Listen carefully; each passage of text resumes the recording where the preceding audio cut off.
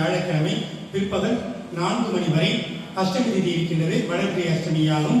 நம்ம லட்சுமி ஆலயத்துக்கு வந்தீங்கன்னா குருவையும் குருவின் அதிதேவதியான பிரம்மாவையும் பிரம்மாவின் கொள்ளுப்பேரனான குபேர பகவானையும் நாளை தரிசனம் செய்தால், பூஜைகள் செய்தால் நிச்சயம் உங்களுக்கு குரு அருளும் தலையெழுத்திய மாற்றை செய்யக்கூடிய பிரம்மாவின் அருளும் நமக்கு செல்வ வளத்தை தரக்கூடிய குபேர பகவானினரும் வளரும் தொடரும் என்பது நிச்சயம் உறுதியாகும். வெள்ளிக்கிழமை வளர்பிரிய அஷ்டமி திதிகள் வந்தால் மகாலட்சுமி வழிபாடு செய்யலாம். வளர்பிரிய திதிகளில் செய்யக்கூடிய எல்லா பிரார்த்தனையுமே நம்மளோட வளர்ச்சிகளுக்கு உதவி செய்யும். தேவை திதிகளுக்கு செய்யக்கூடிய நம்ம பிரார்த்தனைகள் எல்லாமே நமக்கு பரிகாரமாகும்.